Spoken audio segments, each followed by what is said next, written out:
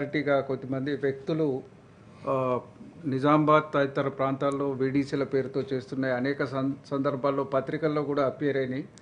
అనేక కుల సంఘాలు కూడా కంప్లైంట్ చేసినాయి. ఈ మధ్యకాలంలో బీసీ కమిషన్ కూడా దాంట్లో చొరవ తీసుకున్నట్టు కూడా ఒక సందర్భంలో వాళ్ళు కూడా దాని మీద స్టేట్మెంట్స్ ఇచ్చినారు.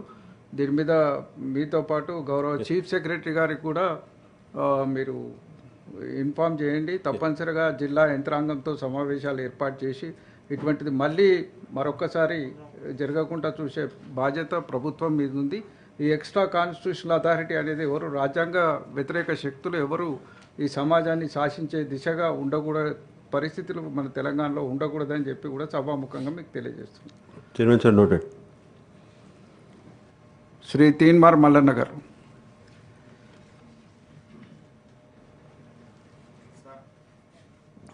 ఇదే సభలో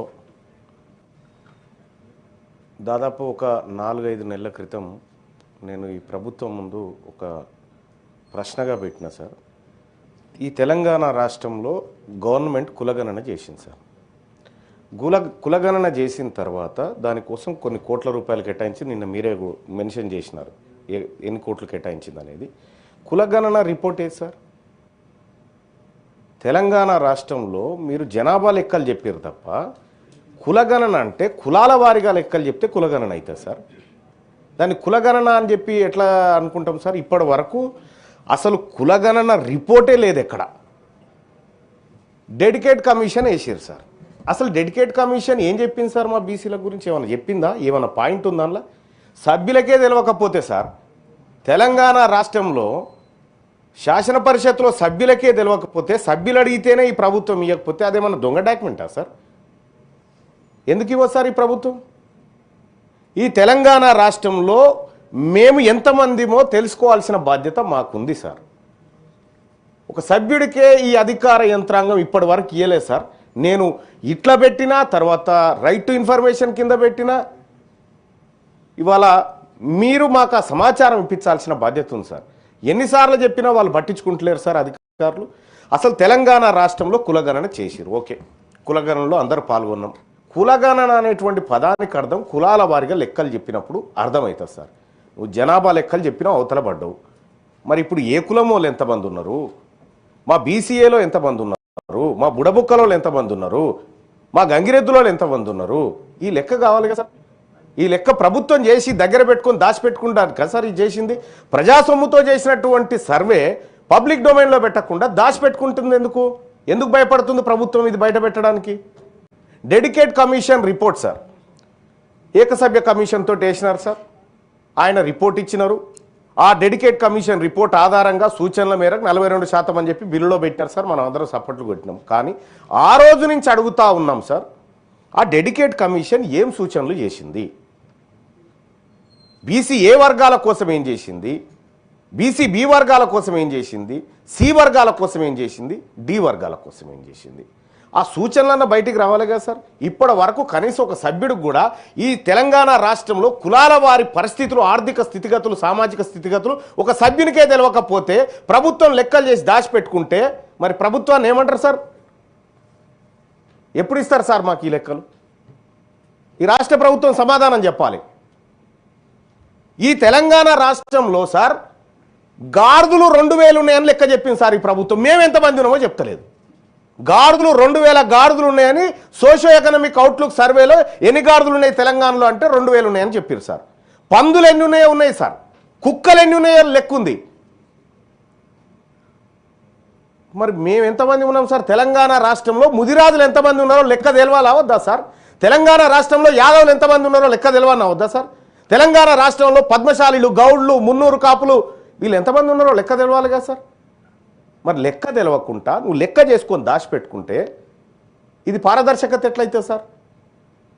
అందుకోసం నేను ఏం చెప్తా ఉన్నా సార్, నేను ప్రభుత్వాన్ని ఏదో విమర్శించడం కోసం చేసిన పని బయట పెట్టమంటున్నాను సార్.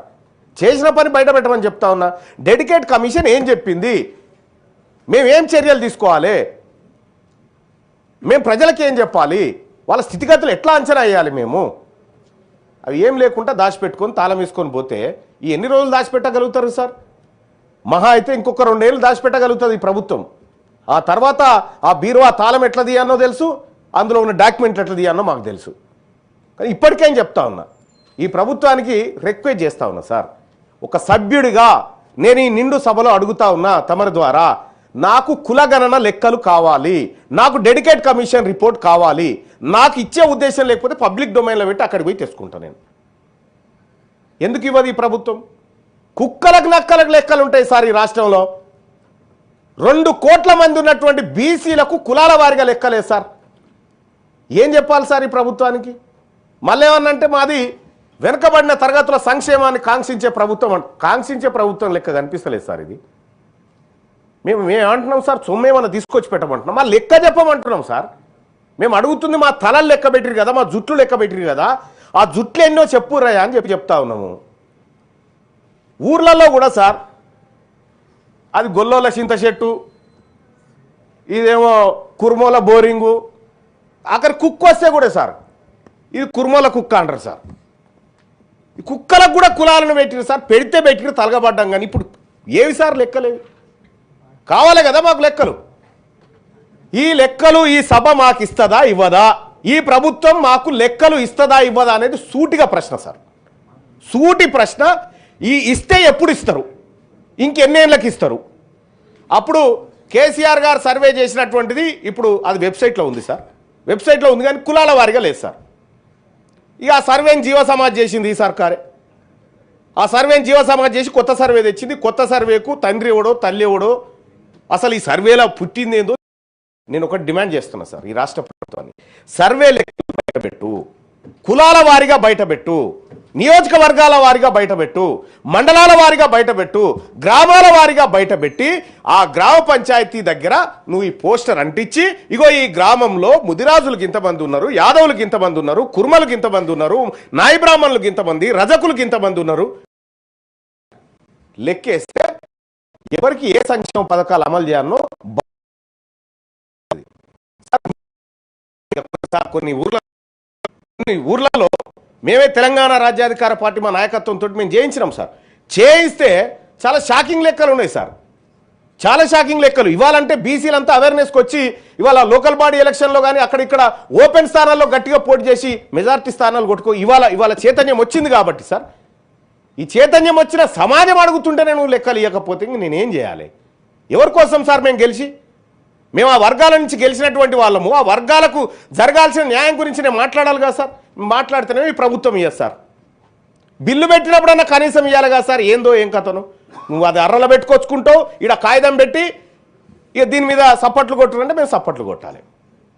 ఇది నడవదు. ఈ ప్రభుత్వాన్ని ఖచ్చితంగా అడుగుతా ఉన్న ఈ వేదిక నుంచి నాకు కులగణన లెక్కలు కావాలి, డెడికేట్ కమిషన్ రిపోర్ట్ కావాలి. మీరు ఆదేశించాల్సిందిగా కోరుతా ఉన్నాను సార్. Thank you. గౌరవ మంత్రి గారు, ఇది కూడా కొంత సీరియస్ ఇష్యూ. సభలో గతంలో కూడా చర్చ జరిగింది. గౌరవ మంత్రి గారికి